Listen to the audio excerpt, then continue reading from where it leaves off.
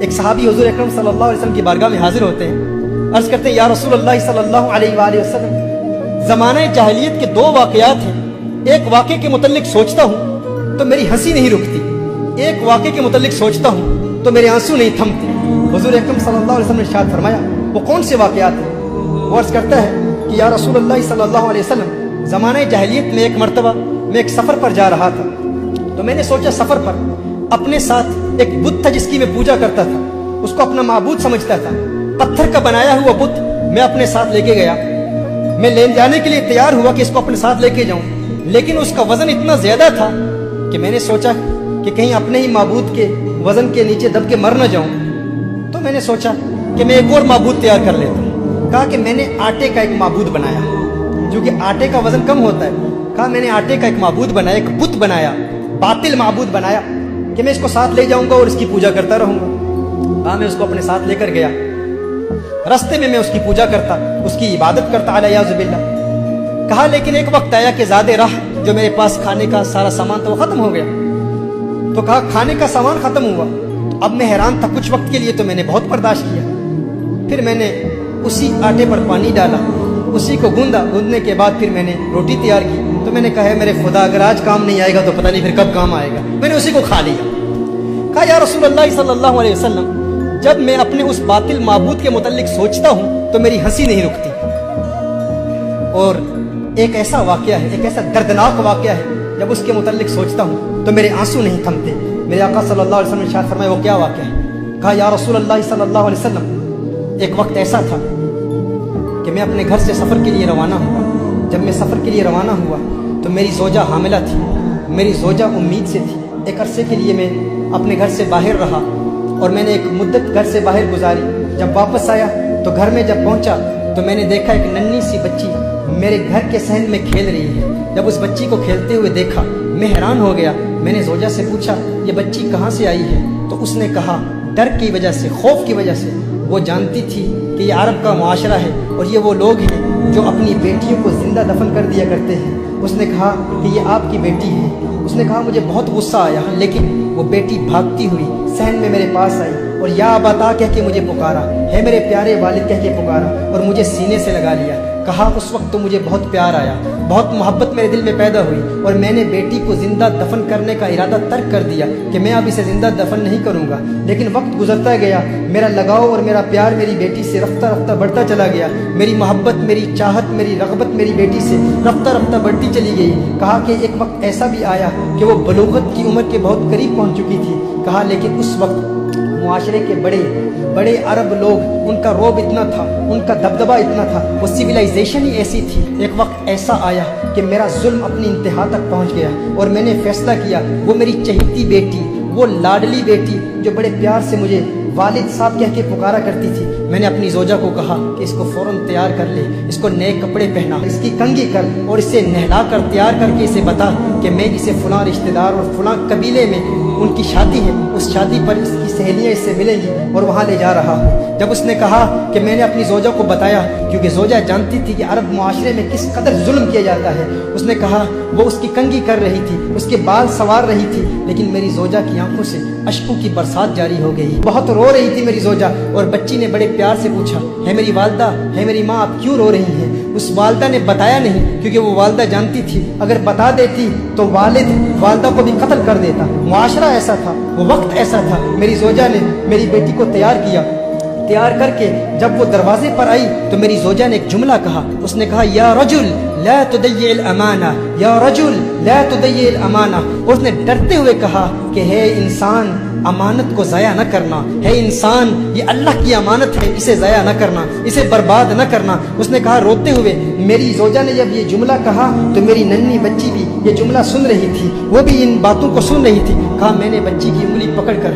میں بچی کو اپنے ساتھ لے گیا، ایک صحرا میں لے گیا، بچی پوچھ رہی ہے، اب یہ 3 احادیث، 3 مختلف روایات کا نچوڑ آپ کی بارگاہ میں پیش کر رہا ہوں۔ وہ کہتے ہیں میری بچی بار بار پوچھتی ہے میرے والد صاحب جس قبیلے میں آپ مجھے لے جانے والے تھے ये रास्ता उस कबीले को तो नहीं जाता, आप मुझे कहाँ ले जा रहे हैं। एक रिवायत में आया कि उस बच्ची ने कहा, उसने कहा कि मैंने बच्ची को उठा लिया, बच्ची थक गई। थोड़ी देर के बाद वो बच्ची खुद कहती है वालिद साहब आप थकावट तो महसूस नहीं कर रहे, आप थक तो नहीं गए। कहा मैंने अपनी बच्ची से कहा मैं नहीं थका। बच्ची ने कहा नहीं आप थक गए हैं, अब मैं आपके साथ चलूंगी। उंगली पकड़कर उस बेटी को वो वालिद अपने साथ उस सहरा में ले गए। अब जब उसने देखा कि मैंने गड़ा खोदना शुरू कर दिया, मैंने वहां पर एक गड़ा खोदा, तो बच्ची कह रही है मेरे वालिद साहब, है मेरे बाबा जान, ये गड़ा क्यों खोद रहे हैं। एक रिवायत में आता है कि जब बच्ची ने देखा कि वालिद साहब का पसीना निकल रहा है, तो वो बच्ची खुद अपने कपड़ों से वालिद साहब का पसीना पोंछ रही है कि मेरे वालिद को तकलीफ ना हो। जब वालिद की तकलीफ देखी तो वो बच्ची भाग कर आती है और खुद गड़ा खोदने में मदद कर रही है।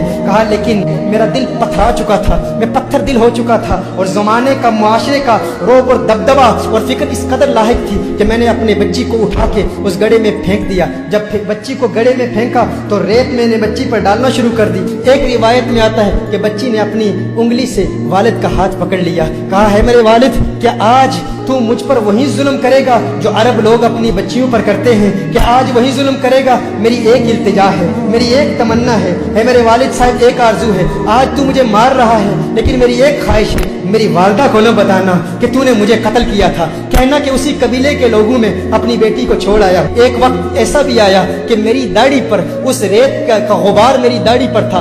बच्ची उस कब्र में दफन हो रही थी और अपने हाथों से अपने वालिद की दाढ़ी भी साफ कर रही थी। उसको अपने वालिद की दाढ़ी पर जो गुबार था वो अच्छा नहीं लगता था। कहा लेकिन मेरा जुल्म अपनी इंतहा तक पहुंच चुका था। उसकी नन्ही आवाज खत्म होती चली गई और आखिरी जुमला उस बच्ची ने कहा, है मेरे वालिद, आपको याद है जब मैं घर से बाहर निकली थी तो माँ ने क्या कहा था? या रजुल ला तदय्य अमाना, है मर्द अल्लाह की अमानत को जाया न करना, अल्लाह की अमानत को जाया न करना। कहा उसने चीख मारी और वो बच्ची वहीं मर गई। मैंने बच्ची को दफन कर दिया। या रसूल अल्लाह सल्लल्लाहु अलैहि वसल्लम, आका जब मैं वो जहालत के जमाने का वाकया याद करता हूँ तो मेरे आंसू नहीं थमते। हुजूर अकरम सल्लल्लाहु अलैहि वसल्लम को देखा तो हुजूर अकरम सल्लल्लाहु अलैहि वसल्लम के साथ हजरत फातिमा तो ज़हरा रदियल्लाहु ताला अन्हा मौजूद है। मेरे आका ने फौरन फातिमा तो ज़हरा को सीने से लगा लिया, सीने से लगा लिया। मेरे आका की आंखों से अश्कों की बरसात जारी होगी। हम तो अपनी बेटियों से प्यार किया करते हैं। मेरे आका ने फरमाया, है जालिम इंसान, अगर ज़माने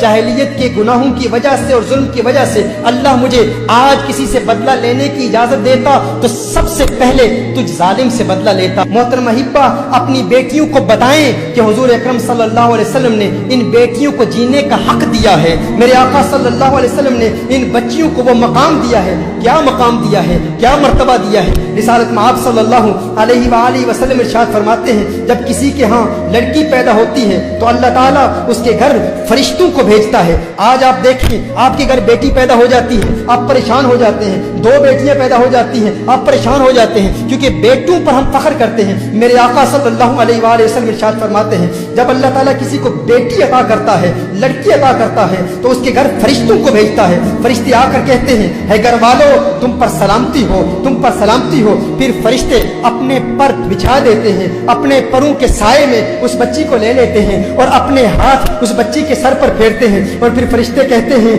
कि ये नातवा कमजोर जान है, जो इस नातवा कमजोर की परवरिश करेगा, कयामत तक अल्लाह की मदद उसके शामिल हाल रहेगी। मेरे आका सल्लल्लाहु अलैहि वसल्लम ने इरशाद फरमाया, बेटियों को बुरा मत कहा करो। तुम देखते नहीं मैं मोहम्मद अरबी भी बेटियों वाला हूँ, तुम देखते नहीं मैं भी बेटियों वाला हूँ। बेशक बेटियां तो बहुत मोहब्बत करने वाली, गमगुसार और बहुत ज्यादा मेहरबानी करने वाली होती हैं। एक हदीस में मेरे आका सल्लल्लाहु अलैहि वसल्लम ने इरशाद फरमाया, जिस शख्स पर बेटियों की परवरिश का बार पड़ जाए और वो उनके साथ हुस्ने सलूक करे तो उसके लिए जहन्नुम से रोक बन जाती है।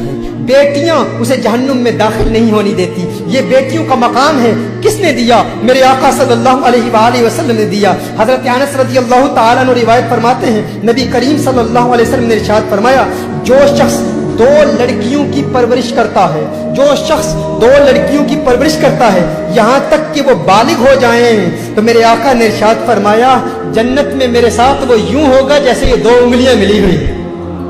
अगर जन्नत में आका की सोहबत, आका की खिदमत में रहना चाहते हो, आका के करीब रहना चाहते हो, तो बेटियों की परवरिश करो। شارحین فرماتے ہیں حضور نے 2 لڑکیاں فرمایا، 2 بیٹیاں نہیں، یعنی اگر کوئی 2 بیٹیوں کی پرورش کرے یا 2 بہنوں کی پرورش کرے اور شریعت مطہرہ کے مطابق کرے اور وہ ان کی آنکھوں کے سامنے بالغ ہو جائیں، ان کے حقوق ادا کرے، تو جنت میں وہ حضور اکرم صلی اللہ علیہ وسلم کے ساتھ ہوگا۔